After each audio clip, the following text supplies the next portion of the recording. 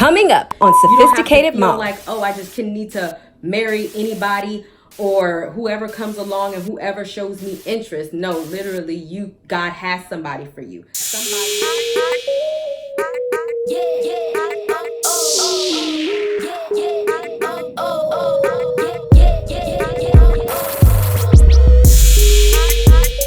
What is up, guys? Sophia here, back with another video, your spiritual transformation coach. And today I am going to be talking to you about, is there a one, or does God have a one, as in a relationship partner for you? Okay, so before we jump into the video, don't forget to subscribe and hit the notification bell so you can stay updated on all my videos. I will be putting my book for single women in the description box, where I talk about this type of stuff and more, and also any relevant blog posts that I have regarding this topic will also be in the description box, so that if you just want more reading about this topic, then you can go ahead and do that. All right, so without further ado, why don't we go ahead and jump right on into the video, shall we? Okay, when I say the one, I want y'all to take this out of context in the sense that you're just like tied to one person. Because at the end of the day, you could do whatever it is that you want to do. God gave us free will. If you want to go outside right now and find some random person to go walk down the aisle with, then that's on you. God is not going to stop you. So it's not a situation where you just have to be with a certain type of person. But I am going to show you through Bible scriptures. Like I said, I'm not just going to talk and just tell you stuff. I'm going to back up what I say, the Bible scriptures. So the first one that I want to get into is Isaac and Rebekah. So Abraham told his servant that his son Isaac needed a wife, and he sent his servant off to a specific place to find a specific woman. So the servant was like worried that he wasn't going to find anybody. And so this is actually where we're going to pick up from, Genesis 24 verse 14. And so in verse 14, it said, "Now let it be that the girl to whom I say, please let down your jar so that I might have a drink, and she says, drink, and I will also give your camels water. May she be the one whom you have selected as a wife for your servant Isaac. And by this I will know that you have shown loving kindness, faithfulness to my master." And before the servant had finished speaking or praying, Rebekah came out with her water jar on her shoulder. And Rebekah was the daughter of, whoever. And really, what they're saying is that Rebekah came out and she fulfilled exactly what the servant had specifically requested for, saying, oh, she came out and said, can I water your camels? The servant asked for a specific sign so that he knew that when Rebekah came, there was no doubt in his mind that God had chosen this specific person for Isaac, which just goes to show that God can choose a specific person for you. But I also want to give a descriptive appearance or a description of Rebekah. The girl was very beautiful, a virgin and unmarried, and she went down to the spring to fill her water and came up. And the second thing is why I wanted to bring up her appearance. And don't misconstrue what I'm saying, because I know some of y'all listen to some of what I'm saying and then you all saying something completely that I didn't say.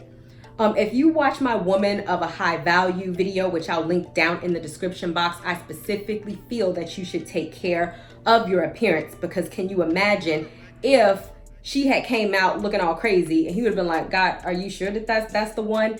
And so even if you're out looking for the one, or a man who you want to be the one, you also have to be the type of person that he's looking for so that he can actually recognize you. And the second case that I want to make on if God has a one for you is the story of Jacob and Rachel. And ironically enough, Jacob is actually the son of Rebekah and Isaac, whom we just spoke about. So since they had a kid, you can almost bet that Rebekah, went back with the servant and she became Isaac's wife.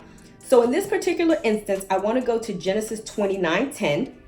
And even before that, let me give backstory. So before Jacob was going out, he was specifically looking for a wife. He was specifically looking for a wife in this specific area. Like, there was very certain criteria that he had for his wife. And so he couldn't just take anybody. So I'm going to pick up from Genesis 29:10.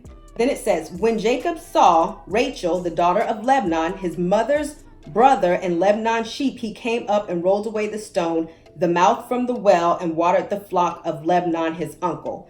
Then Jacob kissed Rachel in a greeting. He raised his voice and wept.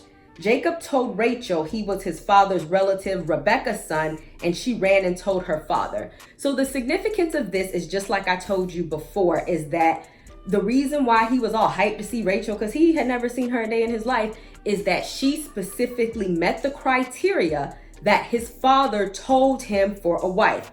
So the first lesson that you can take is like, okay, before you go getting all hype and trying to make anybody your man, you need to know exactly what criteria you need or that you're looking for, and just know that as long as your expectations aren't too high, like you can't say something crazy and think that God's going to be like, oh, here's your perfect like man, like come on now. But as long as it's realistic and it's in God's will, then God can specifically give you that criteria for that man. I want to skip to verse 18 first, because after Rachel had ran and told her father and all this, that, and the third, then verse 18 says, Jacob loved Rachel.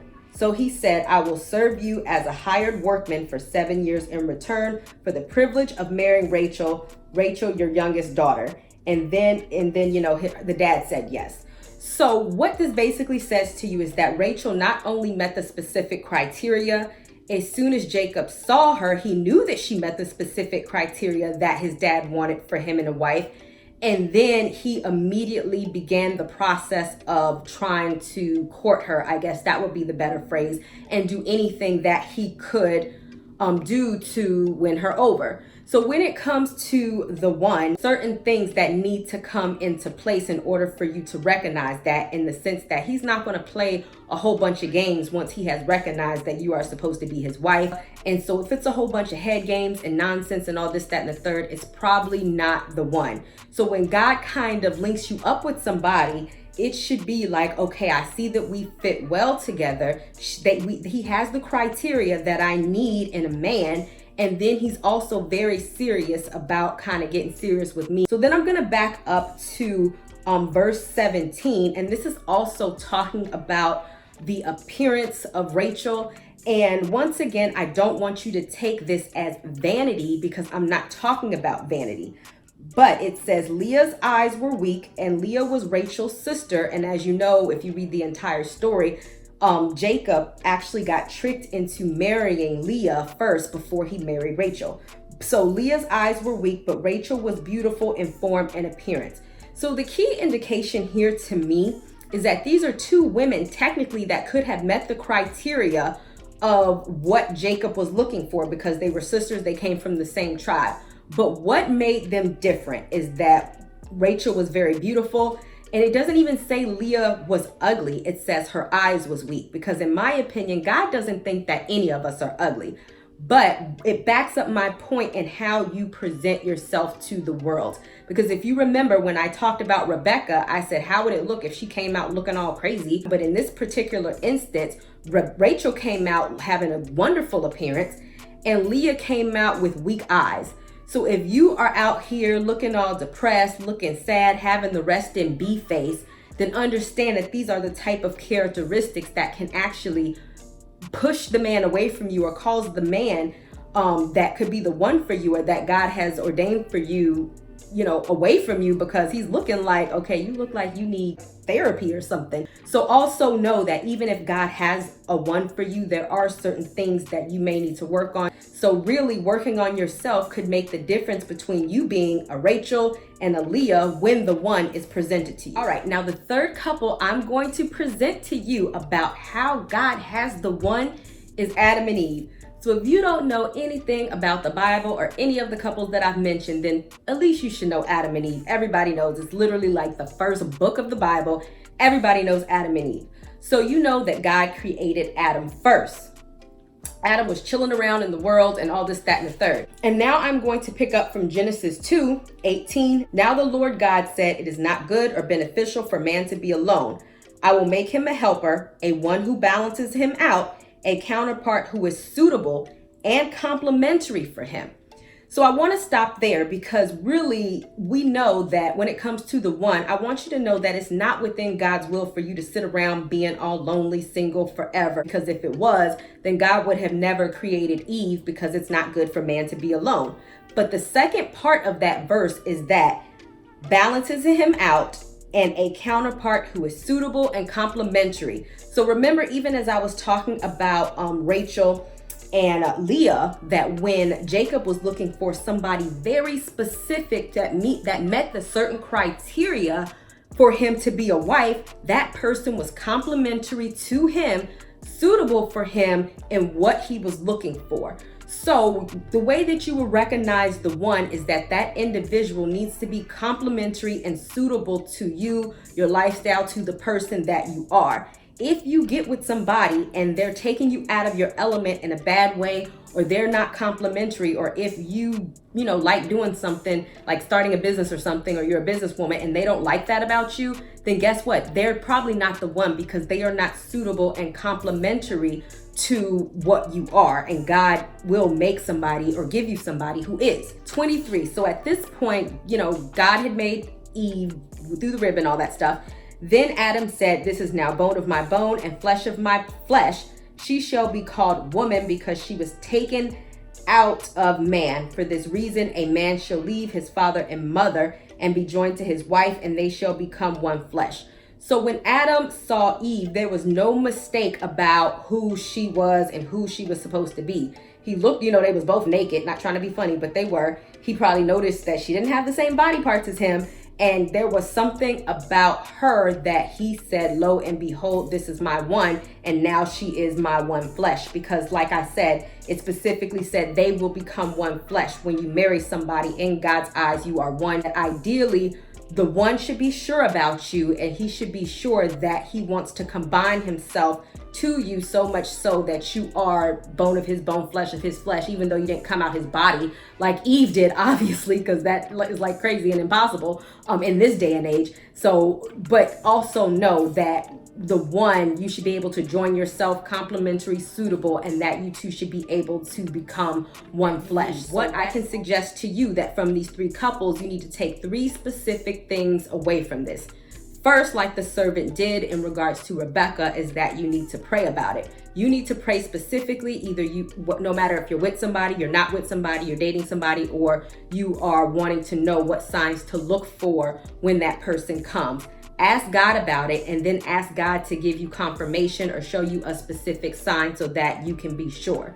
The second thing is that, what are your deal breakers? What do you want in a man? What can you live with? What don't you want to live with? What things do you need? And what things do you not need? And really be realistic. Like, I can say, oh, I want a 7-foot tall man with an 8-pack and, that has blonde hair, one gray eye, one blue, like something crazy. That's not realistic. Like, let's be real.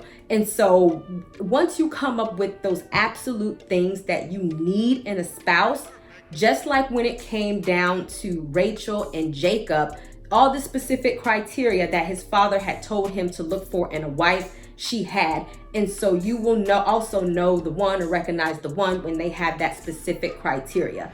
And last but not least, know that it will be somebody suitable and compatible to you. Like, you will not have to just stop the things that you love or become a completely different person in order to get with a man. They should already be compatible to your lifestyle, and you two become one flesh. Neither of y'all should just have to become two different people in order to appease each other. If that's the case, y'all need to go find somebody else, okay?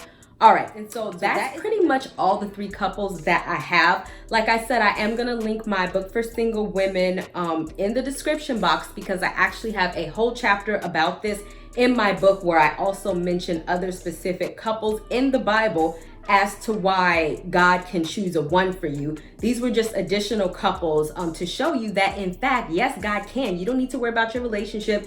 You don't have to feel like, oh, I just need to marry anybody or whoever comes along and whoever shows me interest. No, literally, God has somebody for you, somebody that you are attracted to. So don't just think that God is just gonna give you a bone of whoever, of some leftover outside, and be like, okay, here you go, you need to marry this person. No, ideally, God knows you better than you know yourself, and he's going to give you someone that you need. So that is about it. Thank you guys so much for watching. Don't forget to check the description box. Don't forget to subscribe, hit the notification bell, and I will see you guys another day, another time. Bye, y'all.